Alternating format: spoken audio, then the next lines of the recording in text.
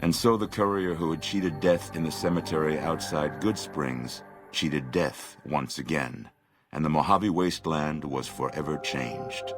Mr. House's Securitron army took control of Hoover Dam and the Strip, pushing both the Legion and the exhausted NCR out of New Vegas. Mr. House continued to run New Vegas his way, a despotic vision of pre-war glory. The streets were orderly, efficient, cold. New Vegas continued to be the sole place in the wasteland where fortunes were won and lost in the blink of an eye. The courier, fair and kind-hearted to those in the wasteland, ensured that Mr. House would keep New Vegas stable and secure for future generations. Mr. House afforded him every luxury at his disposal in the Lucky 38, out of gratitude and a quiet sense of pride for his choice in lieutenants. Tabitha and Rhonda went east, through Caesar's Land. Occasionally, tales of their exploits found their way back west, though few believed them. Eventually, the stories concerning the duo were collected and published, and proved to be quite popular with children.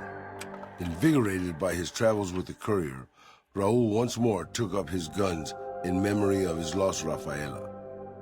Soon after, the Mojave was filled with tales of the ghost vaquero who hunts down those who prey on the weak.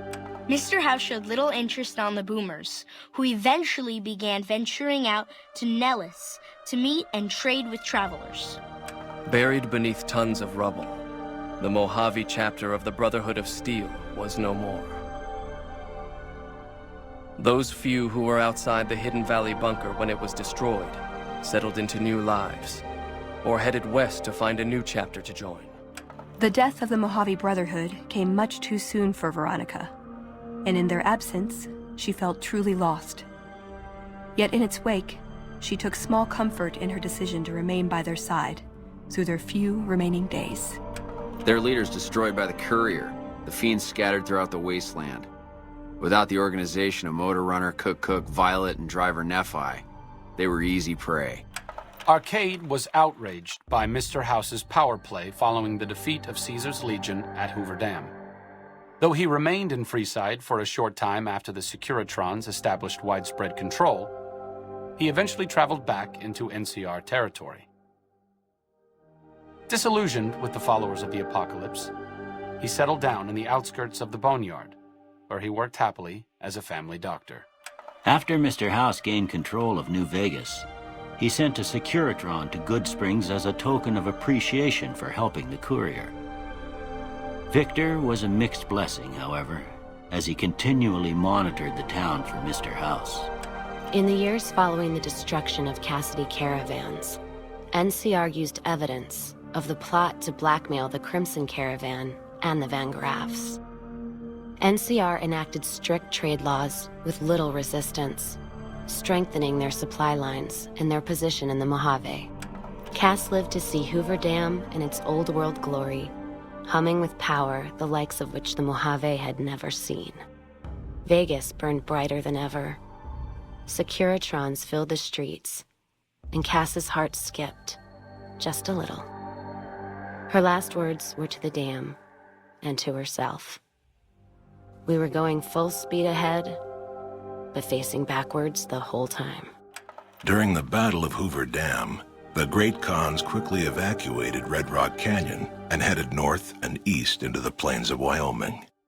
There, they reconnected with the followers of the apocalypse and rebuilt their strength.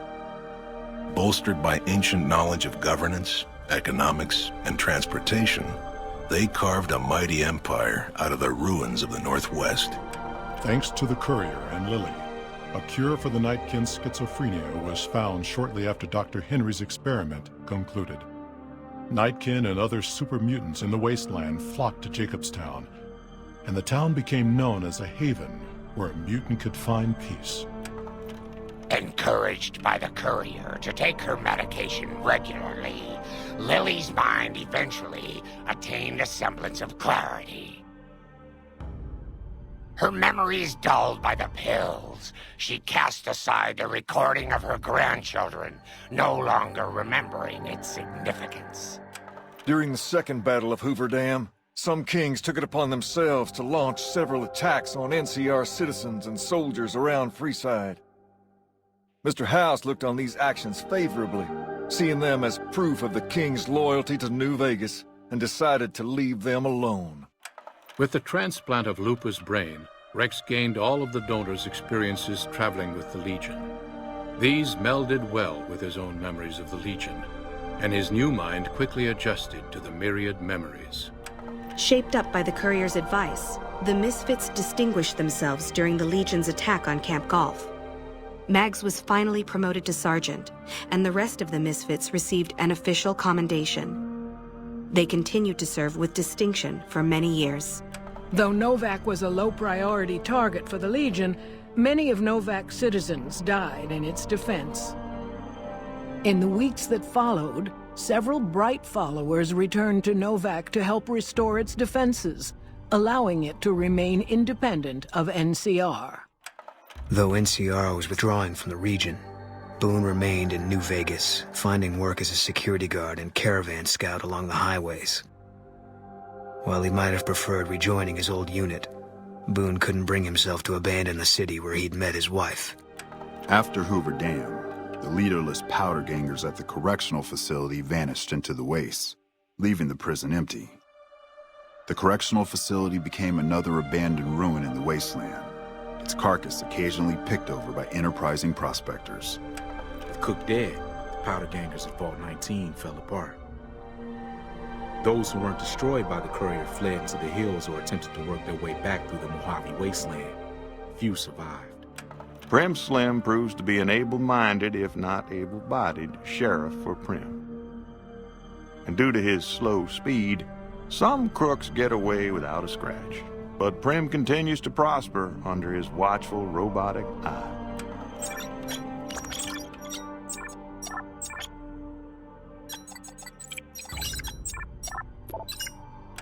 Despite distinguishing themselves during the Second Battle of Hoover Dam, the Rangers' victory was short-lived due to the Courier's interference. Chief Hanlon personally directed the evacuation of the Rangers to Mojave Outpost as they fell back into NCR territory. Bitter over the waste of life in the Mojave, Hanlon stepped down from his post. After a campaign in which he denounced Oliver's and Kimball's hawkish, imperialist ways, Hanlon was elected as the Senator of Reading. After their bold arrival at Hoover Dam, the remnants disappeared as quickly as they came. Legends of their power spread throughout the Southwest, a reminder of why people once feared the sight of vertibirds in the sky. And so the Courier's road came to an end, for now. In the new world of the Mojave Wasteland, fighting continued, blood was spilled, and many lived and died just as they had in the old world. Because war never changes.